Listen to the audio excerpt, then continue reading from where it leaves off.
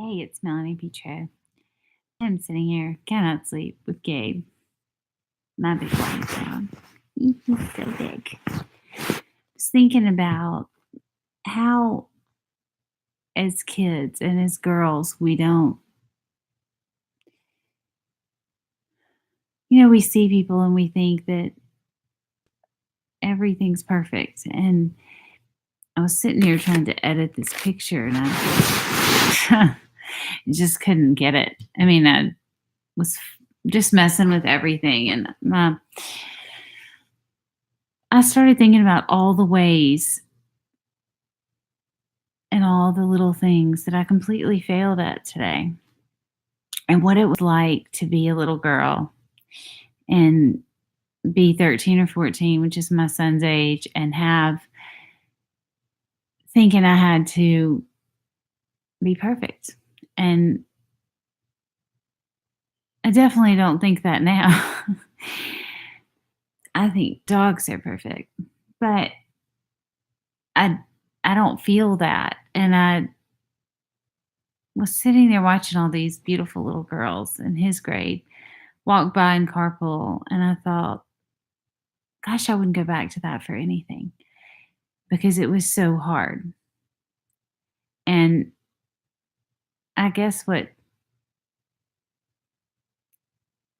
I just started thinking, what if, it's always bothered me how, as women, we're different. I mean, we don't have a locker room. We're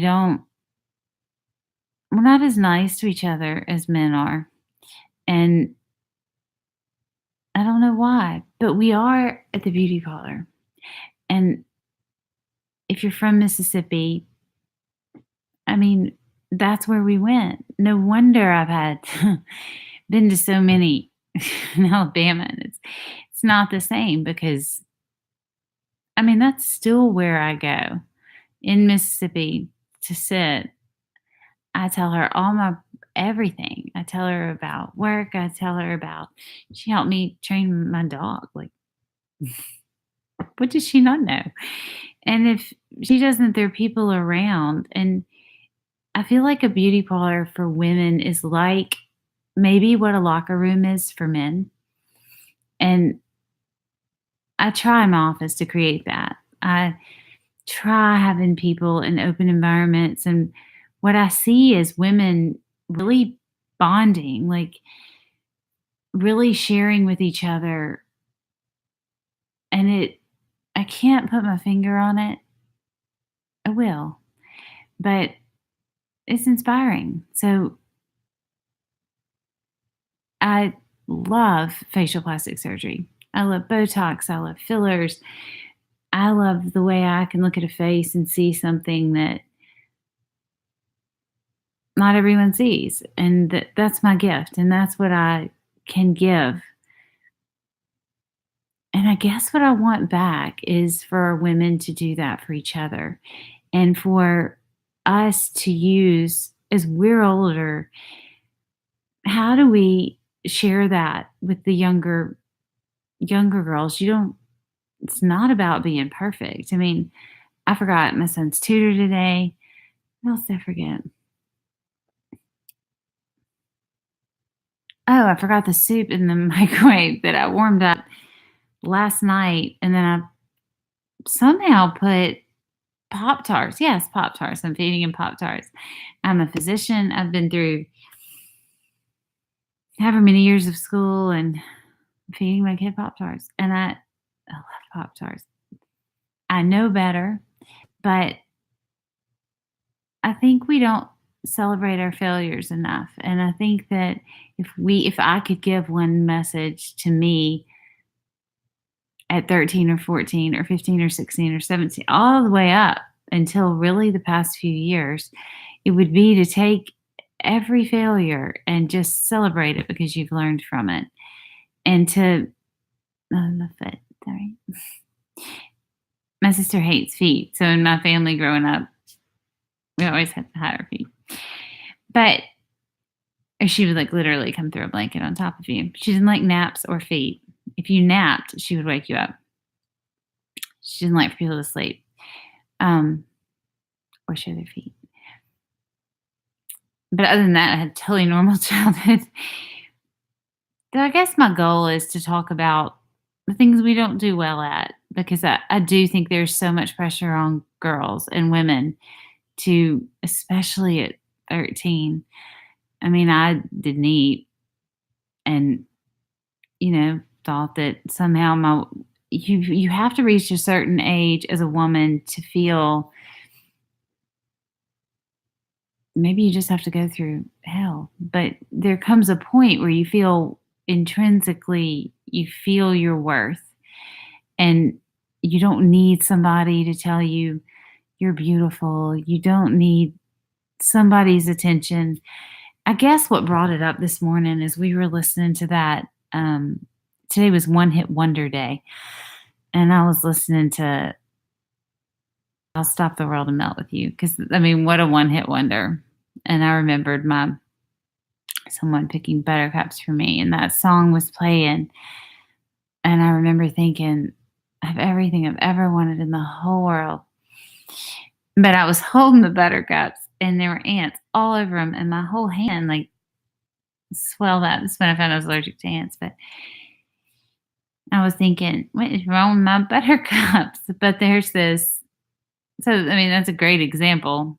But I really believed that was all I had in the world, was this boy and these buttercups, and then like a handful of ant bites. Because I don't think we see our own value. And that I didn't have a bad childhood. I mean, I had great parents, rabbits, fish, dogs, cats, gerbils, horses. I mean, I loved being with animals, still do. But I didn't have anything traumatic. I didn't have a family that didn't support me. I made great grades because I was supposed to. But it wasn't until, I guess, the past few years that I've really started to really feel my worth. And I feel that as women, when we're young and we have groups, like we have, well, I guess I was horses, but I was on a dance team. We had that, and that kind of felt like a group, but we competed with each other. I mean, who could kick the highest? Which I could kick really high, unless pest control had been on the football field, because there were all these little worms. Ugh. I have to save, if something is helpless and not human, I have to grab it and save it. I try with humans, but you can't always save humans. Animals, you can generally pick up and rinse the pesticide off, especially a worm. But I don't feel like we've ever had that group. I don't feel like I've ever had that group. And that's a lot of what I'm trying to do, is create a group, a beauty salon, like Steel Magnolias, I mean, there's that group, and they're together. And that's what I think women should be. I think we're capable of it. I just think we get busy. We're so busy doing for other people, and we lose sight of ourselves. But I think if we could find a way to share that and share those experiences, and what if we could inspire the younger versions of ourselves that are out there, I know, trying to be perfect. I mean, perfection isn't the goal. The goal is to be brave, to be bold, to follow your heart, to realize your own worth. I mean, I really believe that was the pinnacle of my life, standing there, watching that man pick those buttercups and hearing that song and thinking I would just stop the world and melt with you and all the ant bites on my hand.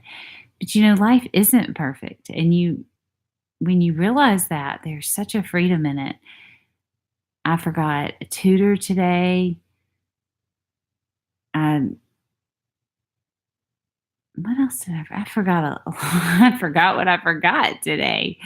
But you get through it. I have a group of physician moms on Facebook, and we stick together. Female physicians, maybe because we're not in the same town, but that's a real supportive group. I can say, they just offer great advice and we stick together. And I want to create that for women in Alabama. So I want a Steel Magnolias salon type experience. I want to remember my son's tutoring appointments. I want to remember to take dinner out of the microwave. I don't want to feed him Pop Tarts every morning. Those are things to work for, but they don't make me. And that moment with the buttercups and ant bites, that wasn't the pinnacle of my life. I mean, it wasn't even close. There's so much more. And I think that I want to help. I want us all to help. I mean, what would be more powerful than being someone that when you're going through that time in your life where you just 13, 14, I mean, and then we go through it again. I mean, it cycles, we do it at 30, sometimes 40. And it's just everything sets you up for perfection. And I know, unless you're Gabe, you can't,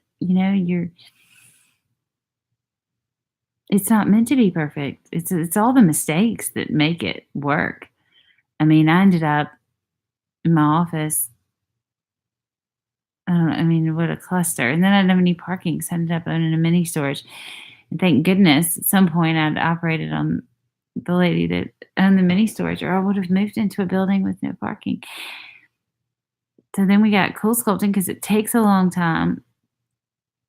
And I didn't have much parking, and I thought, well, what if this works? So I tried cool sculpting, and because I do try everything, I thought, wow, this is amazing. But I wouldn't have even tried it if it didn't take so long and I didn't have any parking. So sometimes it's the most ridiculous things that end up being the best things in your life. Right, Gabe? And this was my son's 12th birthday. He wanted an animal that would never die, live the longest. So we got a red-footed tortoise, which was going to live 80 years. And I understood that, but then we couldn't keep him. He wasn't healthy because he needed like anti-humidity and all this stuff I couldn't provide. Would have. So then we traded the turtle. And he said, just get me a dog.